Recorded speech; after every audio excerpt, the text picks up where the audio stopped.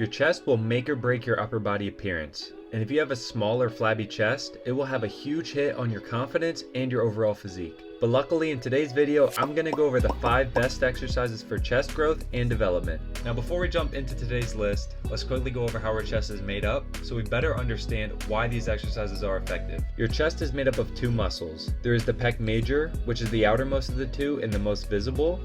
And then there's the pec minor, which is smaller and lies underneath it. Both muscles perform one main action, and that is arm adduction, which is when you bring your arm across midline. And understanding this fundamental movement gives us insight as to why these exercises actually target the chest. And now that we concluded the anatomy review, let's jump into the actual list. Starting with exercise number 5, it's going to be dips. Now prior to looking at the research in the EMG studies, I would have guessed that dips would have actually been higher on this list. However, because there is huge assistance from the triceps, this significantly lowers the amount of work that the chest is actually doing, which I think is the reason why it's lower on the list. But despite this, dips are a great exercise to heavily overload your chest with your body weight and allows you to move more load than the majority of exercises. The other benefit is that when you perform a dip, it takes your chest through the entire range of motion, and you're not limited by any equipment on how far you can go. This places more stretch and tension on the chest as a whole, which ultimately leads to more muscle growth. According to an EMG study from ACE looking at muscle activation, they found that dips activate about 69% of the chest, which overall is really good.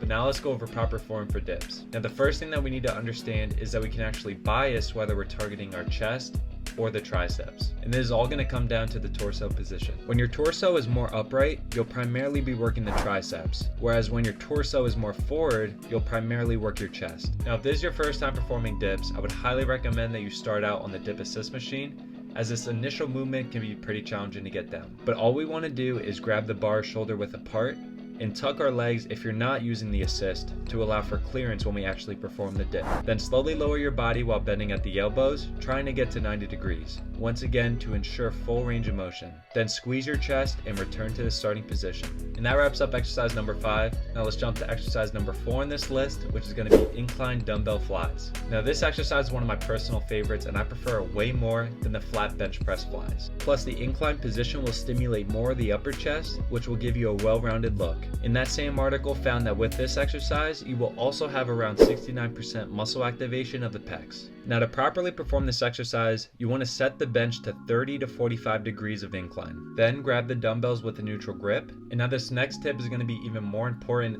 as we progress and increase the weight in the future, but I'm going to teach you how to properly get in position and properly pick up the weight, because a lot of people do this wrong. Instead of sitting down and curling the weight up, then trying to throw it over your shoulders, deadlift the weight and place the dumbbells on your thighs. Then once you're sitting with the weight on your knees, you want to bring one knee up to help assist in lifting the weight up, and repeat it on the other side. Now we'll press the weight up and we're ready to start the exercise. Trust me, that way is much safer and you're going to thank me in the long run. Now maintaining a slight bend in your elbows, slowly lower the weights out to your side. Then return to the starting position. A good cue for you to visualize this movement is to pretend you're trying to hug a tree that you can't fully wrap your arms around. Yes, you may be a tree hugger, but you're going to perform the exercise right.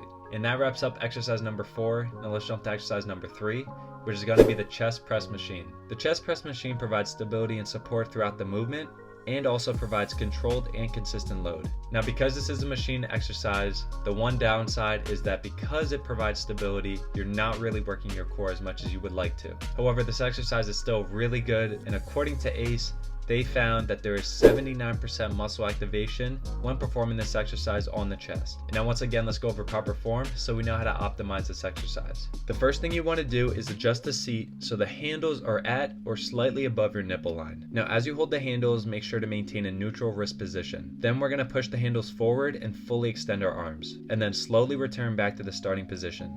Now a way you can get even more out of this exercise is to pause 1 to 2 seconds right at the bottom, where you're actually holding the weight still and not resting. This will contract your pecs in a fully elongated position, which will ultimately lead to more growth. So give that a try and let me know what you think in the comments below. And now for exercise number 2, we're going to talk about the pec deck fly. This isolation exercise is very beneficial as it allows you to train your pecs without your triceps taking the load. Your triceps are involved in pretty much every chest exercise. Involving your triceps in other chest exercises is very beneficial, as it allows you to increase a load higher than you'd be able to do otherwise. But incorporating this isolation exercise to switch it it up and have the chest do almost all the work is essential. And plus, since the exercise is guided by the machine, you can really push yourself close to failure and not have to worry about not having a spotter. And research has found that you will get a whopping 98% muscle activation of the pecs with this exercise. Now there are two variations that we can perform, one with our arms bent and one with our arms straight. And in terms of which one is better, this directly comes down to general physics. The further away that the resistance is placed, the harder it's going to be. Therefore, the one where we have our arms straight is going to be more challenging. But in terms of how to do the exercise, it's relatively easy to learn and perform. Just like the bench press machine, adjust the height so the handles are just about at your nipple line. Then we're going to be a tree hugger again, then slowly return to the starting position.